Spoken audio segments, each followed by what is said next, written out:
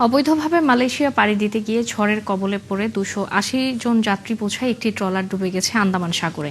আর এই খবর দিয়েছে সে ট্রলারে থেকে বেঁচে ফেরা এক নারী সহ 9 জন। এতে স্বজনের মৃত্যু আশঙ্কা করছেন টেকনাফ, উখিয়া সহ কক্সবাজারের বহু পরিবার। এদের কারো ছেলে মেয়ে, বাবা, ভাই অথবা বোন সাগর পথে মালয়েশিয়া যাত্রা করেছে কদিন আগে। টেকনাফ ঘুরে কামরুল ইসলাম মিন্টুর প্রতিবেদন, ছবি তুলেছেন হেলাল উদ্দিন। গেল শনিবার কক্সবাজার কোস্টগার্ডের একটি সংবাদ সম্মেলনে মূল আলোচ্য ছিল 10 জলদস্যু আটকের বিষয়টি। একই সংবাদ সম্মেলনে চাপা পড়ে যায় আন্দামান দ্বীপপুঞ্জে সাগরে ভাসতে থাকা 3 জন রোহিঙ্গা সহ 9 জনকে উদ্ধারের খবর। গভীর সমুদ্রে বেশ কিছু মানুষকে পানির ড্রাম এবং কাঠের টুকরো নিয়ে ভাসমান অবস্থায় দেখতে পেয়ে উদ্ধার অভিযান পরিচালনা করে 9 জন বাংলাদেশি নাগরিক, যাদের মধ্যে 8 জন পুরুষ এবং 1 জন মহিলাকে জীবিত উদ্ধার করে।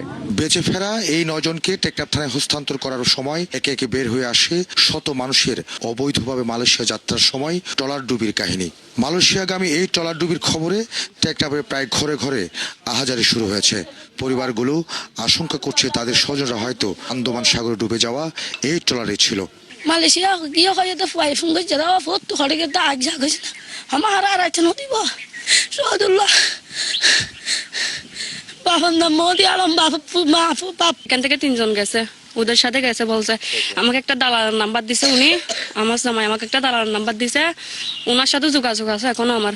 উনি বলতেছে আজকে মানে কালকে সকালে আমার জামাইয়ের সাথে আমাকে কথা বলাই দিবে। নিশ্চিত মৃত্যু থেকে বেঁচে ফেরা 9 জনের মধ্যে 2 জনের ভাষ্য হলো তারা টেকনাফের কয়েকটি পয়েন্ট থেকে ছোট ছোট নৌকা করে মাঝ সাগরে অপেক্ষমান বড় ট্রলারে ওঠেন, যে ট্রলারে নারী, শিশু, পুরুষ মিলে 280 জন ছিল।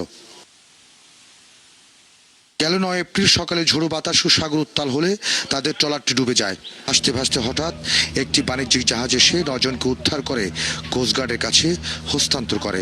বাকিদের কেউ মারা গেছে আর অন্যদের খবর তারা জানেন না। আরাম মায় হয় না সিন্ধে 20 জন তাই একদম বাসে আছে আর কিছু কিছু মরে যাবে চোখে দেখি আর বাসে আছে নি নাই না জানি। 2 লিটার পানির বোতল ধরে আমি পাশে একটা বাংলাদেশি জাহাজ তেল দিয়ে আসতেছে বিদেশ থেকে, ওইটাকে সিঙ্গেল দেওয়ার পর আমরা 9 জন উদ্ধার হয়েছে এখান থেকে। এদিকে এলাকার লোকজনের দাবি টেকনাফের অসংখ্য মানুষ গ্রাম ছেড়েছেন সাগর পথে মালয়েশিয়া যেতে।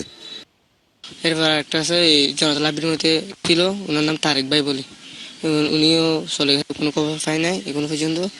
এখন ওই মাজার বনি আছে আপনার, এই যে বাগগুনা আছে, এটার সামনে গরিয়ানের পিছনে তুনা আছে, সাম্মাবার আছে, আর এই বাগগুনা আছে। স্বপ্নবাজ গ্রামের নারী পুরুষের সমুদ্র পথে এই যাত্রা বহুদিনের, কিন্তু এই মরণ যাত্রা থামছে না কেবল কর্মসংস্থানের অভাব এবং মানব পাচারকারীদের শাস্তির ব্যাপারে প্রশাসনের উদাসীনতা, বলছেন এখানকার সচেতন মহল। টেকনাফ থেকে কামরুল ইসলাম মিন্টু, 71, কক্সবাজার।